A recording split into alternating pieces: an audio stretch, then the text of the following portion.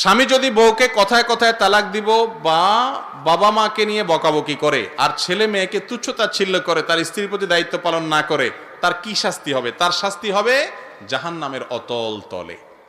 কারণ বান্দার হক নষ্টকারী মানুষ অনেক খারাপ। অনেক ভাইরা আছে আমাদের, দাড়ি টুপি আছে, নামাজ কালাম পড়ে, মাশাআল্লাহ ইসলামের উপরে চলার চেষ্টা করে, বাসায় স্ত্রীর সাথে বিশ্রী ব্যবহার করে। আছে না এরকম?